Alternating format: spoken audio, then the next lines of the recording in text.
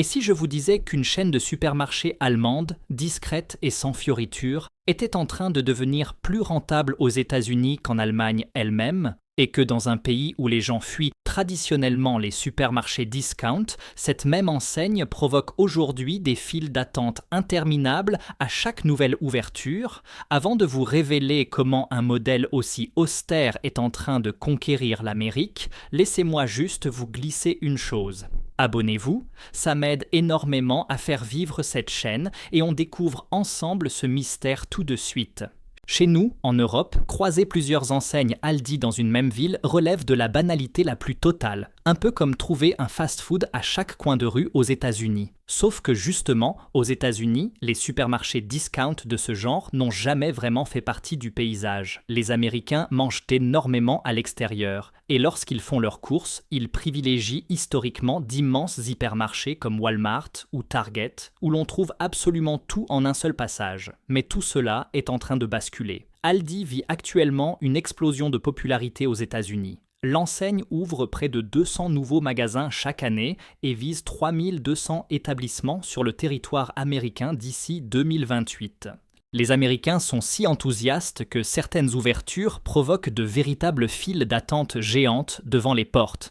Et l'entreprise est sur le point de générer plus de revenus aux États-Unis qu'en Allemagne, son propre pays d'origine. Mais alors, pourquoi ce déclic soudain ? Pourquoi un supermarché allemand aussi minimaliste séduit-il autant un pays où même son concurrent direct Lidl peine à s'imposer ? Commençons par l'évidence. Aldi est réellement bon marché. En Allemagne, la différence de prix avec d'autres discounters comme Lidl ou Netto reste marginale. Mais aux États-Unis, l'écart devient abyssal car le pays traverse actuellement une véritable crise des prix alimentaires presque incompréhensible vue d'Europe. Les grandes chaînes comme Walmart, Kroger ou Target ont vu leurs tarifs exploser ces dernières années pour plusieurs raisons cumulées. Il y a d'abord l'inflation généralisée qui grignote le pouvoir d'achat année après année.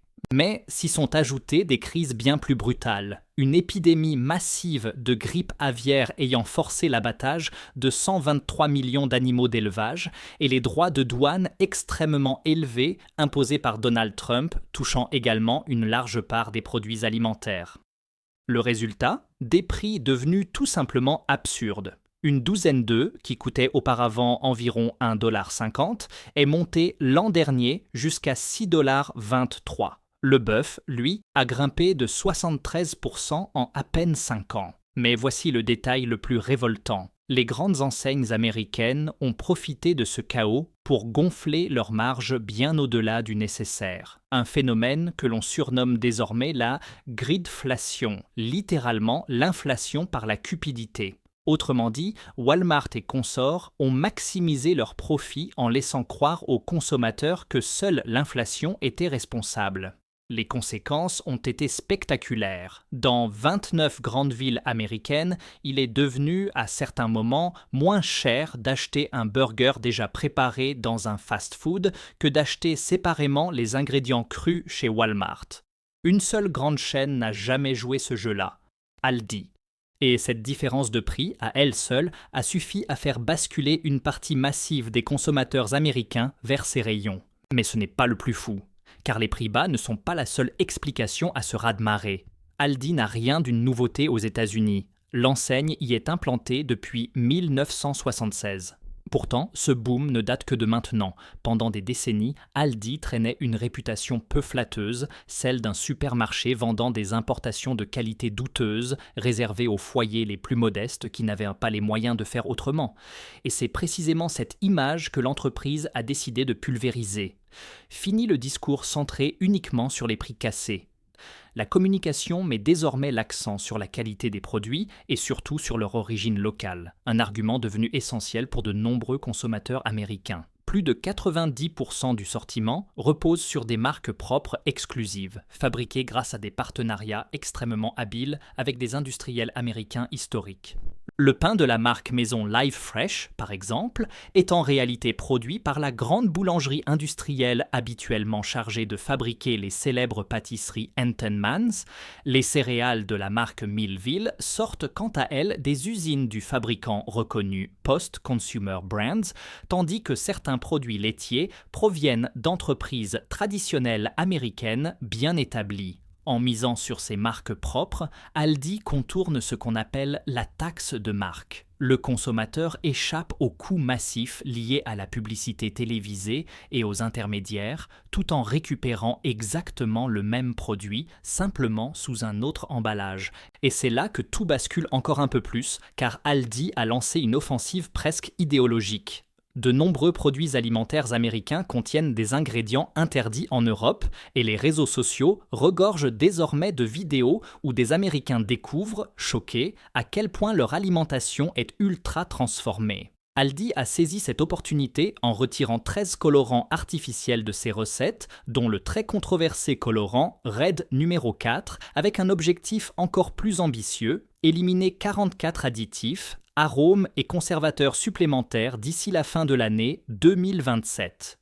Résultat, des vidéos virales recommandent désormais explicitement d'acheter chez Aldi pour éviter ces ingrédients controversés.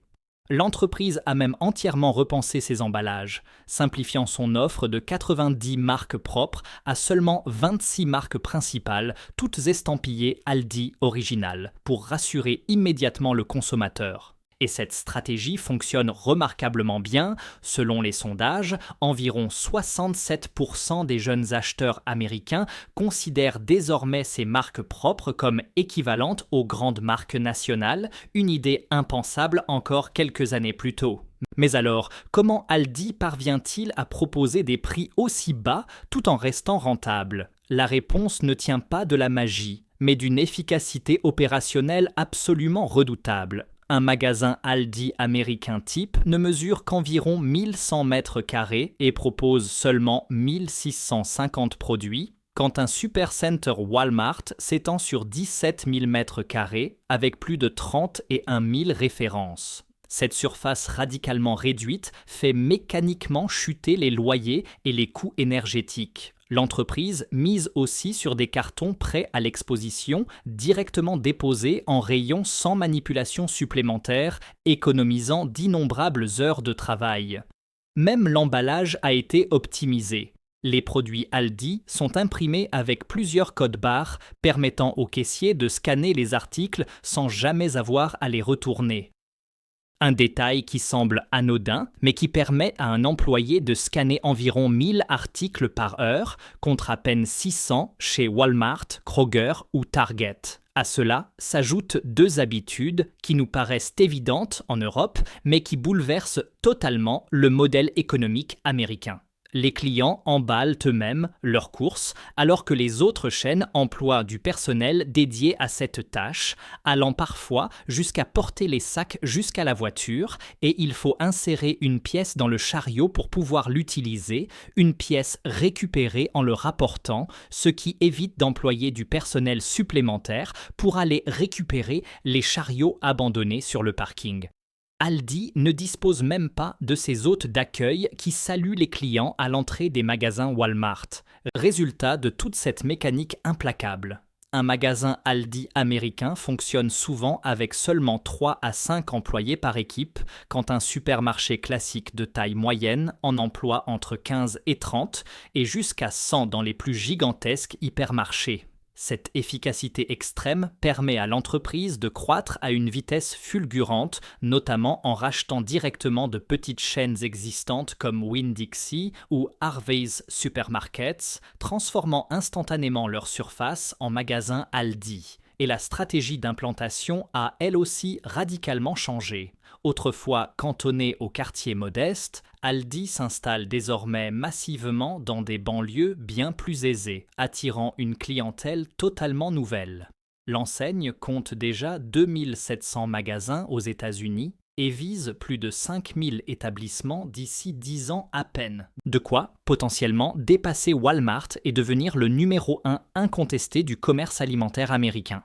Alors, dites-moi en commentaire si vous auriez imaginé un jour qu'Aldi provoquerait un tel engouement outre-Atlantique et quel est votre supermarché préféré ici en Europe. Et si ce genre de coulisses économiques vous passionne, une autre vidéo sur les stratégies cachées des géants de la grande distribution vous attend juste après celle-ci.